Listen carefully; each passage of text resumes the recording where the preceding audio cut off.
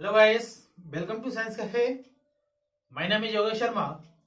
आज की क्लास में हम डिस्कस करने जा रहे हैं व्यक्तित्व के शील गुण, जो कि आइजेंक के अनुसार व्यक्तित्व के शील गुणों के बारे में आज की इस क्लास में हम डिस्कस करेंगे। तो चलिए आज की इस क्लास को स्टार्ट करते हैं। आइजेंक के अनुसार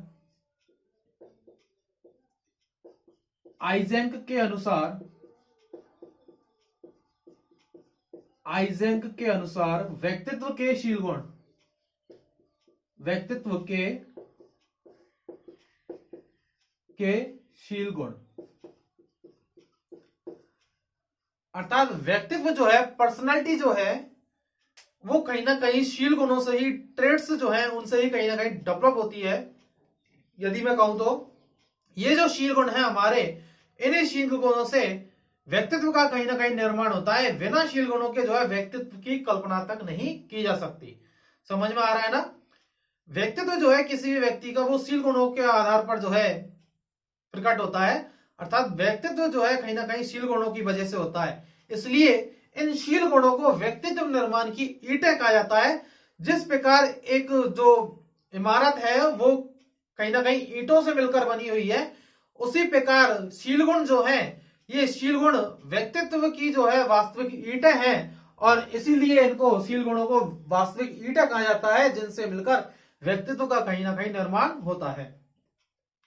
आइजेंक ने यहां पर व्यक्तित्व के शील गुणों को कहा है, इन्होंने हायरार्की और ऑर्गेनाइज किया है, मतलब पदानुक्रम में इन्होंने व्यक्तित्व के शील गुणों को ऑर्गेनाइज किया है। कहने का मतलब ये है कि ये कहते हैं कि भाई अनुक्रियाएं होती हैं, और उन अनुक्रियाओं से आदतों, और आदतों से जो है शील गुण, और शील गुण के बाद जो है शील गुणों से ही व्यक्तित्व का निर्माण होता है। अर्थात नीचे से ऊपर की तरफ की ये बात करते हैं। तो मैं यहां पर लिख देता हूं, ये कहते हैं भाई कि अनुक्रिया होती है, और अनुक्रिया से ही क्या होता है, आदतों का निर्माण होता है। किसका निर्माण होता है? आदतों का निर्माण होता है।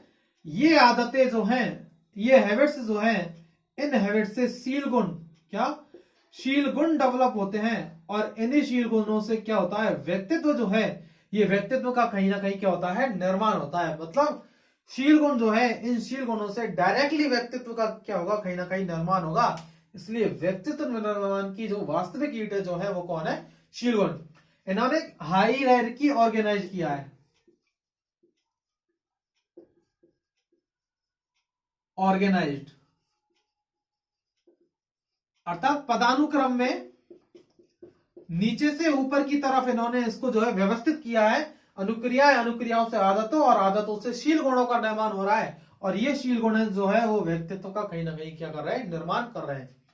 आइजेंक महोदय कहते हैं कि भाई कोई भी व्यक्ति जो है, उसका व्यक्तित्व जो है वो कहीं ना कहीं जीन से प्रभावित होता है, जीन के द्वारा निर्धारित होता है।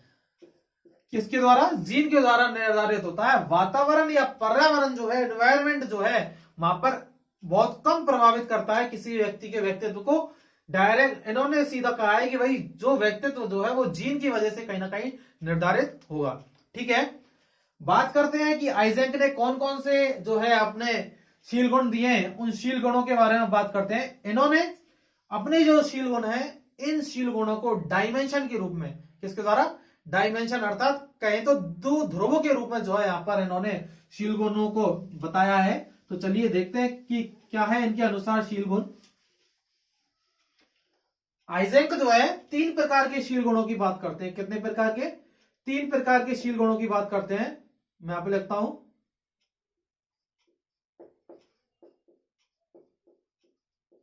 अंतर्मुखता और बहिर्मुखता।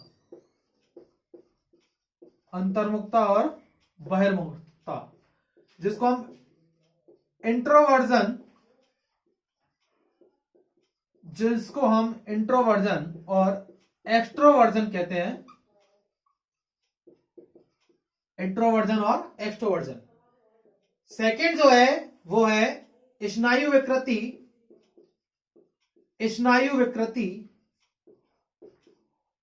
और फिर है संवेग स्थिरता,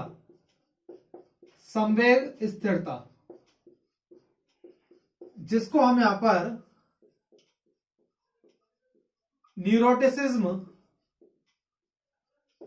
और इमोशन स्टेबिलिटी कहते हैं, इमोशन स्टेबिलिटी।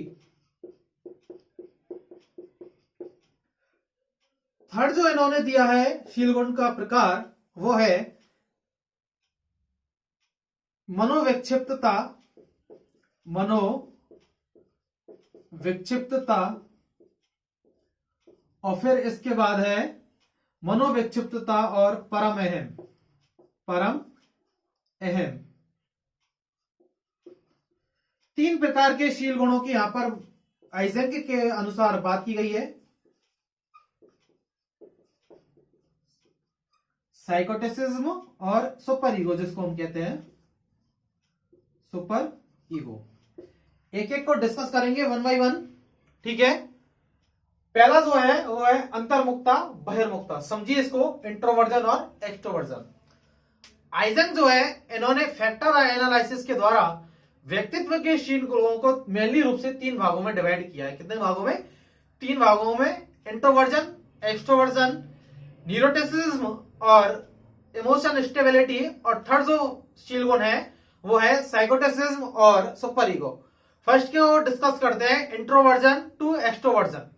ये डायमेंशन के रूप में है, दो ध्रुवों के रूप में यहां पर जो है इन्होंने शील गुणों की बात की है।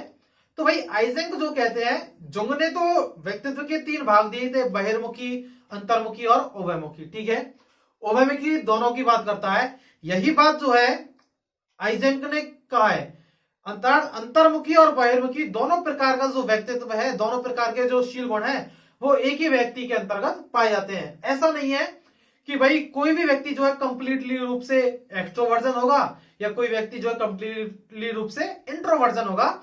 किसी भी पर्सनालिटी में, किसी भी पर्सन में दोनों तरीके के जो शील गुण है, दोनों तरीके के जो ट्रेड्स हैं, अर्थात वो व्यक्ति इंट्रोवर्जन भी हो सकता है और वो व्यक्ति एक्सट्रोवर्जन भी हो सकता है। कैसे? आपने कई बार देखा होगा कि बोल देते हैं कि भाई कोई बच्चा है, कोई छोटा बच्चा है, ठीक है, और वो किसी अपने रिलेटिव के यहाँ गया, तो वो रिलेटिव मतलब वो व्यक्ति, वो बच्चा जो है दूसरी जगह आके चुप साइलेंट हो जाता है। घर पे जो है बहुत सारी मतलब शरारतें करता है, बहुत ज्यादा बोलता है, ये चलता रहता है उसका, ठीक है।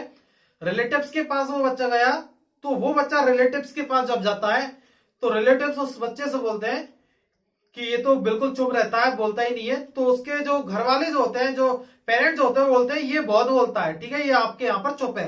इट मीन्स बच्चा जो है अपने घर पर एक्सट्रोवर्जन की तरह बिहेव कर रहा था और अपने रिलेटिव्स के यहाँ पर वो बच्चा जो है इंट्रोवर्जन की तरह बिहेव कर रहा है। इट मीन्स क्या है कि जैसे ही कंडीशंस चेंज होती हैं, परिस्थितियां जैसे ही चेंज होती हैं और उन परिस्थितियों के चेंज होने पर परिवर्तन आते हैं और वो परिवर्तन हमको इंट्रोवर्जन और एक्सट्रोवर्जन की तरफ ले जाने का कार्य करते हैं। मतलब ये है कि एक ही व्यक्ति का जो व्यक्तित्व है वो कंडीशंस चेंज होने पर, प्लेस चेंज होने पर कहीं ना कहीं चेंज हो जाता है। यहां तक कि हमारा जो व्यक्तित्व है वो हमारे घर की सीढ़ियां पार करते ही चेंज हो जाता है। हमारे बोलने का तरीका, हमारे चलने का स्टाइल, वो सारी चीजें हमारी जो है घर के बाहर निकलती ही चेंज हो जाती है। तो हमारा व्यक्तित्व जो है वो बहुत जल्दी के तरीके से जो है कहीं ना कहीं चेंज होता है। हम अपने दोस्तों के सामने एक्सट्रोवर्जन होते हैं, रिलेटिव्स के सामने जो बड़े लोग हैं, रिलेटिव्स में भी, ठीक है, उनके सामने हम इंट्रोवर्जन की तरह बिहेव कर रहे होते हैं, बहुत संकोची व्यवहार कर रहे होते हैं, बहुत शर्मीला व्यवहार कर रहे होते हैं। तो वो जो शर्मीला जो व्यवहार है वो हमारा इंट्रोवर्जन के साथ जुड़ता है। किसके साथ जुड़ता है? इंट्रोवर्जन के साथ जुड़ता है। लेकिन हम बहुत ज्यादा बातूनी है, बहुत ज्यादा मजाकिया है, बहुत ज्यादा सभी से बात कर लेते हैं, तो हम एक्सट्रोवर्जन की तरह व्यवहार कर रहे हैं। तो आइजेंक यही कहते हैं कि जरूरी नहीं है कि कोई व्यक्ति जो है अपने लाइफ साइकिल में, अपने जीवन में पूरे टाइम ही एक्सट्रोवर्जन रहे या पूरे टाइम ही इंट्रोवर्जन रहे। व्यक्ति में दोनों तरीके के जो शील गुण है वो साथ साथ पाए जाते हैं। जैसे ही कंडीशन चेंज होती है, इंट्रोवर्जन वाला एक्सट्रोवर्जन और एक्सट्रोवर्जन वाला इंट्रोवर्जन हो जाता है। अर्थात आपने सुना होगा कि ये पहले बहुत बोलता था, आजकल ये कम बोलने लगा है। मतलब वो जो व्यक्ति है जैसे ही कंडीशंस चेंज होती हैं तो एक्सट्रोवर्जन से वो व्यक्ति कैसा हो जाता है? इंट्रोवर्जन हो जाता है, ठीक है। तो ये जो है चलते रहता है, इंट्रोवर्जन टू एक्सट्रोवर्जन और एक्सट्रोवर्जन टू इंट्रोवर्जन। इसीलिए इनको जो है डायमेंशन के रूप में लिखा है, द्विध्रुवों के रूप में लिखा है। तो जरूरी है दोनों ही साथ साथ चलेंगे। तो एग्जाम्पल के लिए मैं यहां पर लिख देता हूं कि कोई भी व्यक्ति जो है वो सामाजिक तो है, क्या कोई व्यक्ति सामाजिक तो है लेकिन वह शर्मीला, क्या, लेकिन वह शर्मीला, वह संकोचशील भी है, संकोचशील भी है, मतलब अपनी बातों को किसी से शेयर नहीं कर पा रहा है, बहुत ज्यादा कैसा है, सामाजिक है, अर्थात सामाजिक किससे जुड़ेगा, हमारा एक्सट्रोवर्जन से, और संकोच और शर्मीलापन जो है वो कहीं ना कहीं इंट्रोवर्जन की ओर ले जाता है, अंतर्मुखता की तरफ ले जाता है। आई होप आपको ये पॉइंट जो है समझ में आ गया होगा। सेकंड की बात करते हैं, न्यूरोटिसिज्म और संवैगिक स्थिरता की हम यहां पर बांटते हैं। न्यूरोटिसिज्म जो है, ये न्यूरोटिसिज्म से ये जो व्यक्ति है जो कि स्नायु विकृति से कहीं ना कहीं इनका जो है शीलगुण इस प्रकार का है, न्यूरोटिसिज्म में इनके विचारों और क्रियाओं में कहीं ना कहीं क्या पाई जाएगी, मंदता पाई जाएगी, अर्थात एक्टिव नहीं होंगे, मंदता पाई जाएगी, इट मींस कमी पाई जाएगी न्यूरोटिसिज्म वाले लोगों में। ये जो व्यक्ति हैं दूसरों के विचारों को एक्सेप्ट कर लेंगे, खुद की जो इच्छाएं हैं, खुद के जो सपने हैं उनका कहीं ना कहीं क्या कर लेते हैं, दमन कर लेते हैं, क्या कर लेते हैं, दमन कर लेते हैं, दूसरों के विचार जो है इन पर ज्यादा प्रभावी दिखाई देते हैं, ठीक है। मानसिक विचारों में, मानसिक क्रियाओं में कहीं ना कहीं मंदता या कमी देखी आती है। जैसे ही कंडीशंस चेंज होंगी, संवेग जो है बहुत ज्यादा हाई हो जाते हैं, और संवेगों के जो है ज्यादा प्रभावी होने पर ये जो व्यक्ति है वो कहीं ना कहीं बहुत ज्यादा कुसमायोजित हो जाते हैं, मतलब वेल एडजस्ट नहीं होंगे, समायोजन की स्थिति में नहीं होंगे। कहने का मतलब यह है कि कुछ समायोजित हो जाएंगे कुछ देर के लिए, तुरंत रूप से संवेग जैसे प्रभावी होते हैं। लेकिन यदि हम बात करें इमोशन स्टेबिलिटी वाले पर्संस की, संवेगों में बहुत ज्यादा स्थिरता पाई जाती है। कंडीशंस चेंज होने पर, कंडीशन चेंज होने पर तुरंत रूप से इफेक्ट नहीं होता है इनके ऊपर, संवेगों में बैलेंस बना लेते हैं, अर्थात कंडीशन चेंज होंगी, कंडीशंस को समझेंगे, ऑब्जर्व करेंगे और उसके अकॉर्डिंग जो है इनका बिहेवियर यहाँ पर शो होगा। तो संवेगों में क्या पाई जाती है, स्टेबिलिटी पाई जाती है, इमोशंस जो है वो वहां पर क्या रहते हैं, स्टेबल होंगे।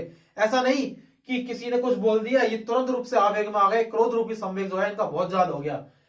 मंदबुद्धि वाले लोगों से, सॉरी न्यूरोटिसिज्म वाले लोगों से आप यदि कहोगे तो हो सकता है एक साथ में जो है ऐसा बिहेव प्रदर्शित कर जाएं जो इनको नहीं करना चाहिए, क्योंकि संवेगिक रूप से जो है, मेंटली रूप से जो है परिपक्व नहीं है, इसी वजह से कुसमायोजन की स्थिति इनमें पाई जाती है। वेल एडजस्ट होते हैं, अर्थात समायोजित होते हैं। कैसे होते हैं, समायोजित होते हैं, मैं लिख देता हूं, समायोजित होते हैं, वेल एडजस्ट होते हैं, संवेगों पर कंट्रोल होता है, ठीक है, सही और गलत को समझ पाते हैं, अपने अनुसार डिसीजन लेते हैं, अपनी इच्छाओं को महत्वपूर्णता देते हैं। कहने का मतलब है कि अपने अकॉर्डिंग जो है कार्य करते हैं, इतनी इनमें समझ होती है, किसमें, इमोशन स्टेबिलिटी वाले पर्संस में। थर्ड पॉइंट की हम यहाँ पर बात करेंगे जो कि साइकोटिसिज्म और सुपर ईगो से कहीं ना कहीं कनेक्ट होता है। तो ये भी एक प्रकार का जो है ट्रेड है जो कि डायमेंशन के रूप में है। साइकोटिसिज्म जो है, मनोविक्षिप्तता जो है, यहाँ पर इन लोगों में मनोविक्षिप्तता का शीलगुण जिन व्यक्तियों में है, इन व्यक्तियों में जो है कहीं ना कहीं मेमोरी जो है वो मेमोरी लेस होने लगती है, मतलब मैं कहूं तो क्षीण स्मृति होने लगेगी, मतलब मेमोरी यहां पर लॉस होने लगेगी,